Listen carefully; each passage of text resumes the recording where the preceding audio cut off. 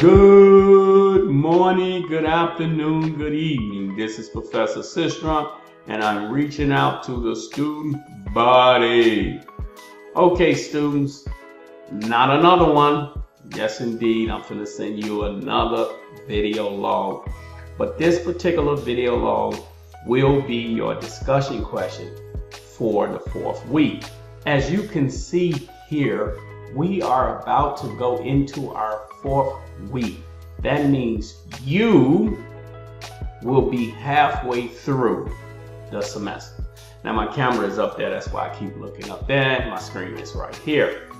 Now, in this particular 4th week, there's some things I have to tell you. The first thing, this video log will be your discussion question for the 4th week. So you got a discussion question here. This video log will cover that. The second thing is that you have a midterm exam. Now here's the first question you will have to answer. Where do you go to take your midterm exam? But of course the professor will tell you. You go into Cisco Netacad to take your midterm exam. The midterm exam will cover modules 2 to 9. So you have plenty of time to knock that midterm exam out. Just make sure you go chapter 9 or module 9. So that's where you go. That's your very first question in this discussion question. Now, the way I'm doing this is I'm going to lay out a brief paragraph describing what you have to do by going into this discussion question, reviewing all the material, and then answering the questions in there. The reason I'm doing this is because I want to know what you know. And the only way I'm going to know that is by you answering the questions. If I put the questions at the bottom, you can go to ChatGPT, you can go to all these other ways and get the question. Not that you would do that. No, you wouldn't do that. But if I put it in the video, then you have to go through and look.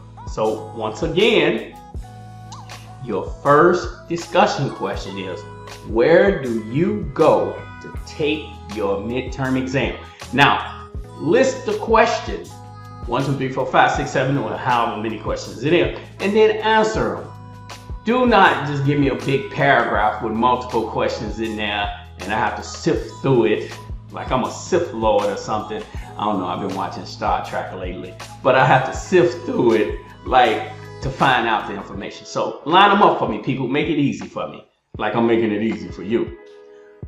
This particular discussion question, video log, is about do you know the commands? So you have a lot of commands stuck in your head, and I want to make sure that you understand the commands. So you have your first discussion question. Now the second discussion question is this. Do you have to complete all of this material because you have a midterm exam? So do you just do the midterm exam and that's it? Do you have to complete all of this material that's in here?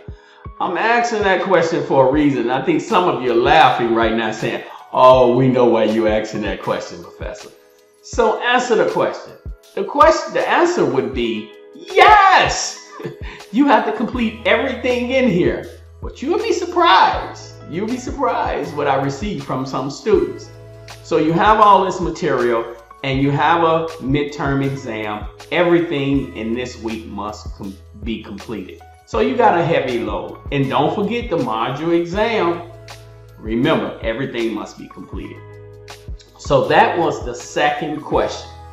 Now I'm about to move off into what's next. Okay, so let's take a look at the different commands that you have learned so far in this course. Let's take a look at it. Okay, now we are in what we're going to call learning commands. I need to see that you understand these particular commands. I really want to make sure that you understand them. So what I do for myself is I create these cheat sheets, what I call notes as I go through things.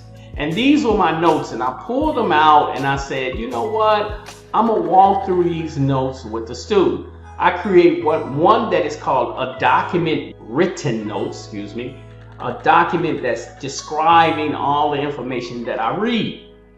I also create what I call a lab notes. This describes everything that I need to know for that particular lab. I am also going to send this to my networking students because I want them to get on that page too. But what this allows me to do is always go back to a little folder that I keep in my storage area. I go to that folder and say, do I remember this? I know I went through the course. I can pull that information out just in case I forget things. Now, these notes are to take me from learning to remembering. That's what I do with these particular notes. And that's what I want you to do. Now, I'll give you these notes. These are called the professor notes. This is stuff I have done over many, many years. I don't give them to students. But if you email me at professorsistrom.com, then you can get the notes from you. Do not email me at my college email. I get so many emails, and I don't want somebody emailing me, "Well, Professor, can you send the notes? I'll take them." Email me at professorsistrom@gmail.com if you want these notes. I'll put my email in the bottom so you can see it. But they're not for everybody. If you don't want them, cool. But they're for the individuals who really want to make sure they know this. And then you can set up a system where you actually are learning this material.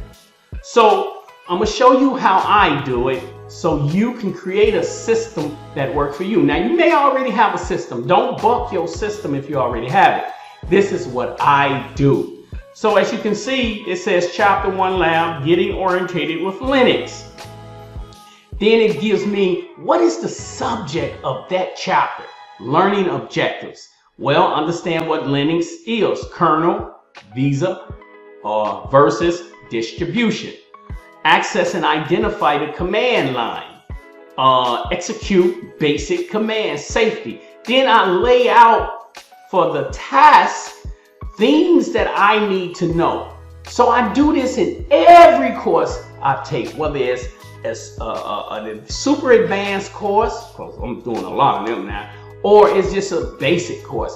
This is my cheat sheet that I keep for everything that I go through. And as you can see, I do it for every chapter.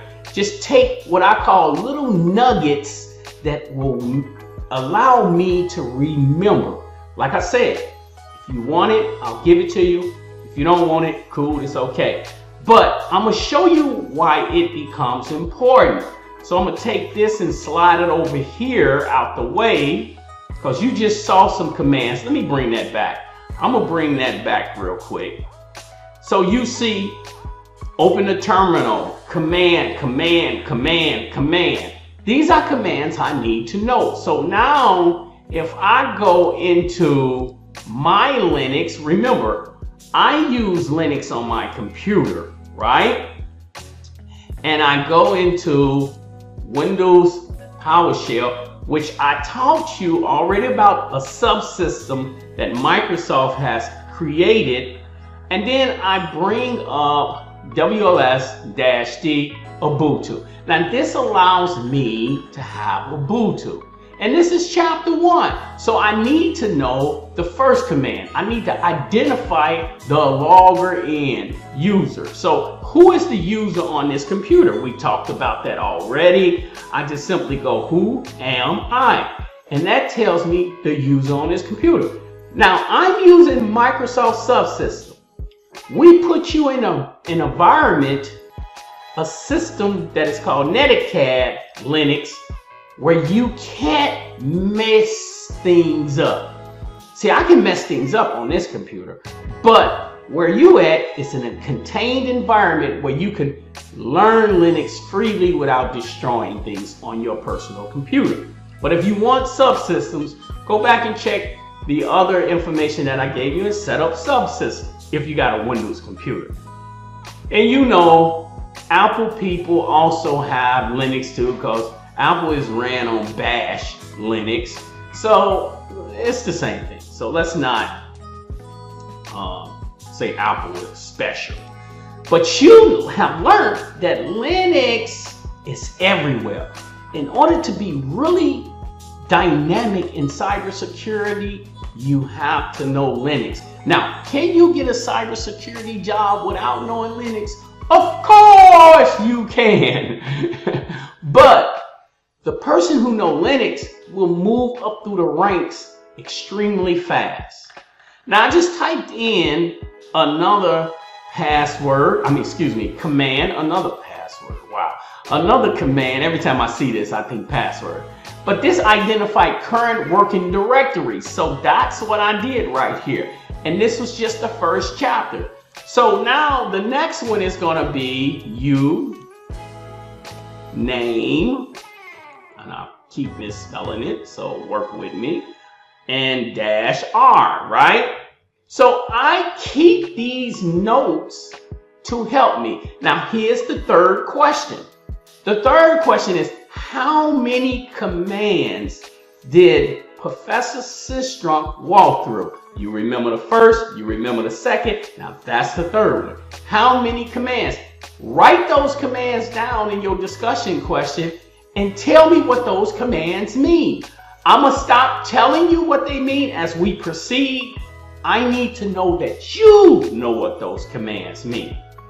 Okay, so you can see right here, I'm gonna tell you what this means.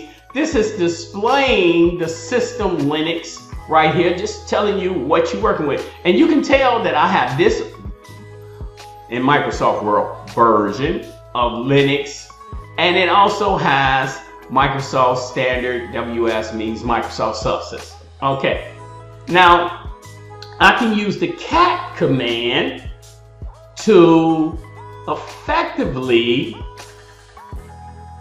go through and learn a lot about the system. I want to learn the release of the system. I want to learn where we at with the system. I want to learn a lot about the system. And that's what the cat command would do. It's telling me you got a Ubuntu 24.04.2 LTS. Is it a higher version in there? You should know a command that can, we call that command, well, I can't tell you the commands because what would be the use of me doing this? Only in America. Okay, so anyway, you see all the different information you can gather from this system just by putting that command in there right there. Okay, now that covered the first. I'm gonna bring this back over so you can see that I'm pulling it right off my cheat sheet. Now, you cannot go into the testing center and take your final exam with a cheat sheet. No, that's why I'm giving you this cheat sheet, and I'll be giving you another one if you ask for it by the end of the semester. But you can study this and be prepared for your midterm exam and your final exam. Your midterm exam will be at home, so you don't have to worry about that. But try your best to see what you learned in this class thus far, okay? Don't look at other applications and other things and other places. Just focus on it. So my emphasis on this entire chapter 1 section is learning Linux is not like the GUI. Commands communicate intent to the OSI, so I type in the command, and the kernel versus distribution. Okay, so you know that we have distros in Linux. We got distributions, so it's many type of versions. Oh, I said versions. See, y'all need to call me out on that. There's many type of distributions in Linux. So that was my very first chapter. And I have multiple chapters, so stick with me. We're gonna come back and we're gonna go over chapter 2. Are you with me? Let's do it, because you gotta list all these commands that I go through, so stick in. Okay, we're back. Now we're gonna walk into the second chapter. This time I'm not going to show you the commands, because if you ask me for this, I'll send it to you, this document. These are my personal notes on every course that I take. And I have taken multiple courses in my lifetime. So many. But if you want it, I'll send it to you. Normally I don't give these to students because it's a form of them being able to easily pass a class. But I said to myself, because of Linux, I want to make sure you guys come out skilled up for Linux, because remember, you're going to go from Linux Essential to Linux 1 and then Linux 2. So I want to make sure you skilled up. I want to make sure when you take these classes, you know exactly what you need to know coming out of the classes. Because when I teach these classes, I teach them from this point of view. I teach them from the interview process. And you heard me say interview process. The interview is always broken up into a section where you tell me all about yourself and what you know and how many degrees you got, how many certifications you got, etc., etc., etc. And then it's broken up into a section where you have to demonstrate your skill set. That's how we do it in the IT field. The most important part is to demonstrating your skill set. To tell me about yourself and all that is just basically us getting a feel for if you're a person that we can work with you. You're not saying something disrespectful or something out of the way. It's just our way of making sure we can work with you. But the lab section, that's mission critical. That tells us you know what you're doing. And we want to make sure that you know what you're doing. So in chapter 2, it talked about understanding the Linux operating system, investigating OS concepts, understanding Linux architect, and then identifying system hardware and kernel. If you see me turning my head that way, people, it's because my window is right here and I'm looking out at the people out there jogging and stuff like that. You didn't need to know that, but that's why I like being in this particular light. But in this section here, I want to do this command here. Now here's another command. Remember, we on the third question. You have to tell me what these commands mean. So when I type in this command, you gonna tell me, what did I just do? Okay, Professor, this command here, uptime, it means such and such and such and such. You are now showing me that you have the knowledge. And I know some students will say, well, Professor, I can just go look it up. You could. But there are a core amount of students in this class that really want to know Linux. And they want to know what's important in each and every one of these chapters. And that's what I'm doing. I'm showing you what's important, what you need to know. So if you're going to look it up, that's cool. But I want you to get in the habit of knowing this. Now this next command that I just typed in, lscpu, tells you a lot about the system. Remember, we're learning about the operating system. Now, if you see some commands on here, you say, Professor, we didn't go through that. Go look at your chapter again. Trust me, you did. I can't trust you, Professor. So now the next command that I typed in, free-h, tells me what? What is free? What is open that I can use more of? You're going to do that for me. And then this last command that I put in tells me what in here is what. I want you to understand these commands listed are commands we use on a daily basis to learn about systems. Now, that's the important thing. And of course, you know this command here. That's the clear command. So there's a host of commands I done already typed in. You should know because you're going to be a system administrator, a network administrator, a security administrator, and you have to figure this stuff out. You have to make sure you know it. We're looking at chapter 3. This chapter was about navigating the Linux environment. Navigating the Linux environment means getting around. working with desktops and also the CLI. So you had to do it. So in order to understand, you would put a command in here. Every one of y'all know that particular command now, ls.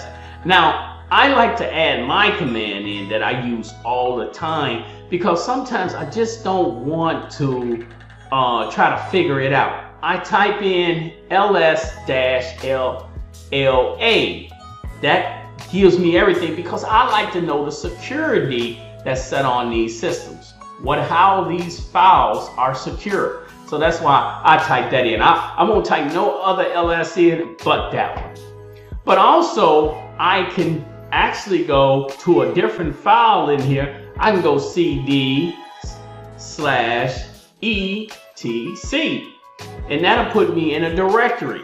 And if I type that same command, this is what it'll show me. Okay, so I jump to a directory that's in there, and then I looked at the files that's inside of that directory. Okay, now I'm not gonna clear that though.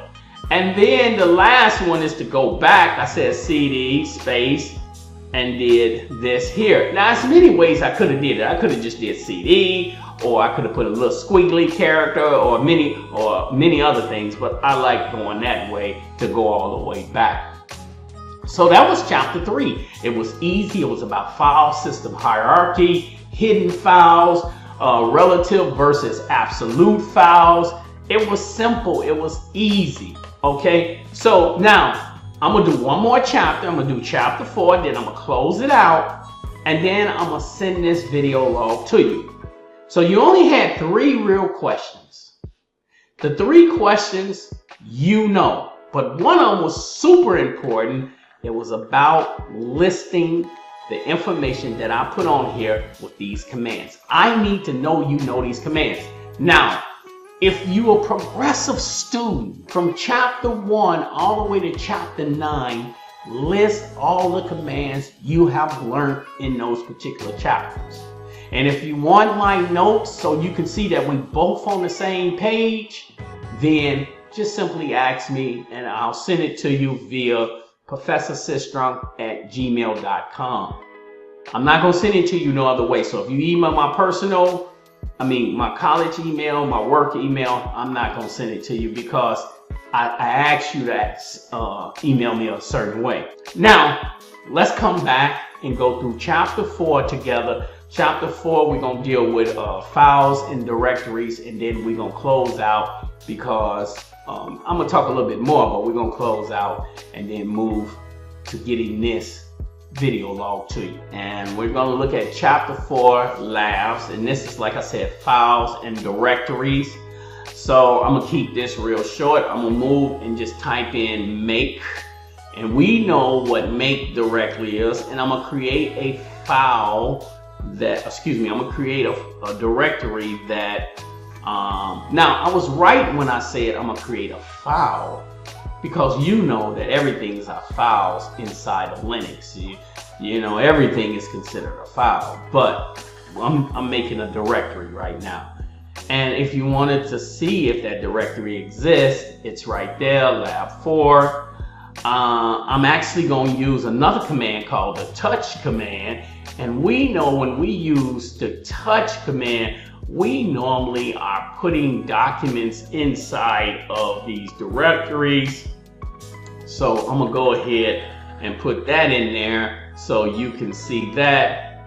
You see that it went through, but if I go ls, it's just simply going to show me that. But I got to upscale by going into the actual directory, and I'm going to go ahead and do that.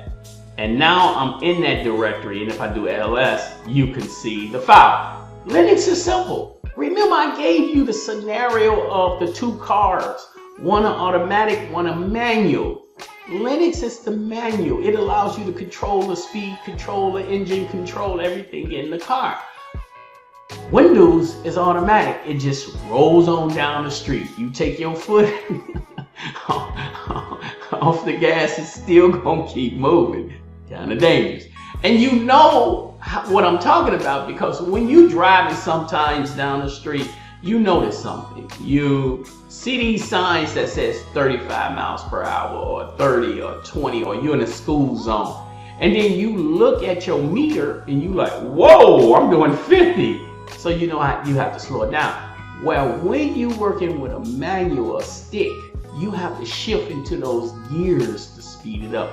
You have control over the car.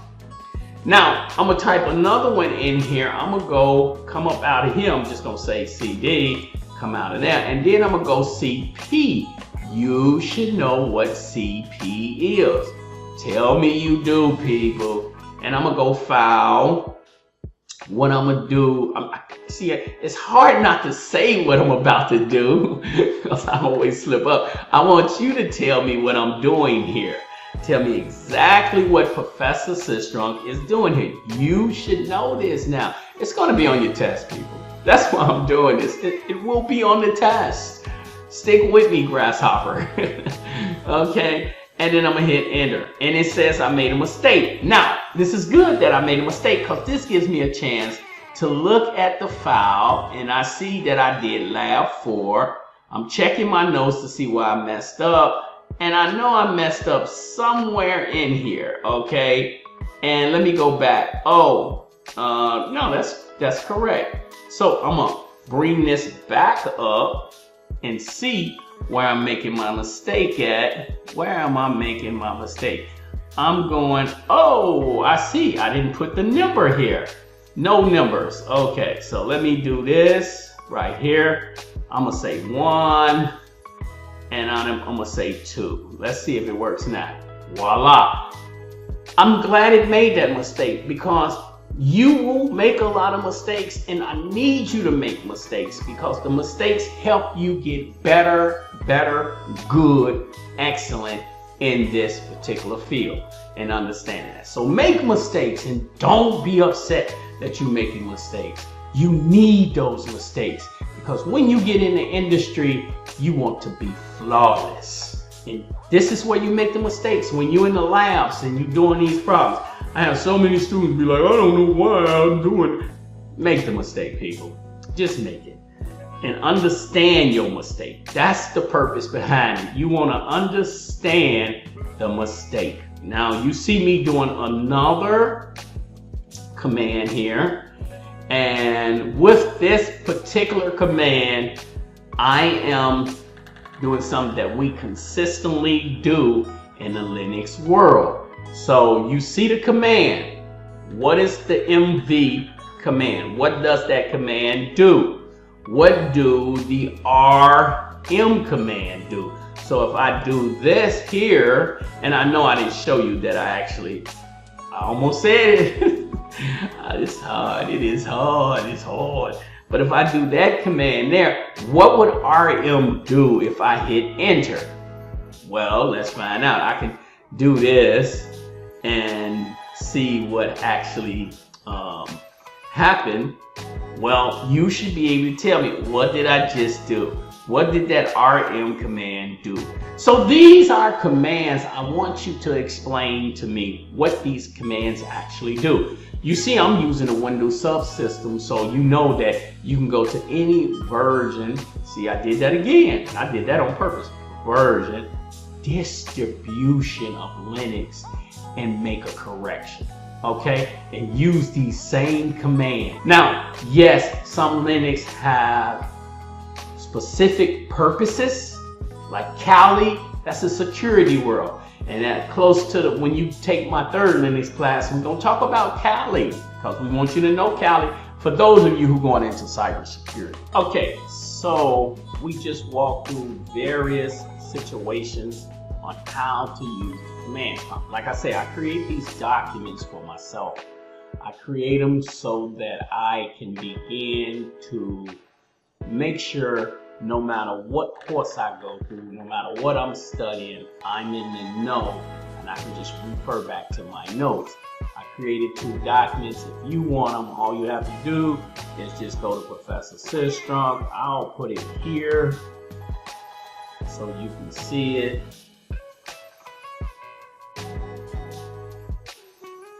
Professor Sistrunk And this is my personal email account. And the reason I'm doing that is because I do not want to bog down my work account. I like get anywhere between 50 to 100 emails, and it's just too much. And then I have to worry about responding back to those individuals. So when I go to this account, it comes to my phone. It notifies me, hey, someone maybe wants the document. You don't have to email me. If you don't want it, it's cool.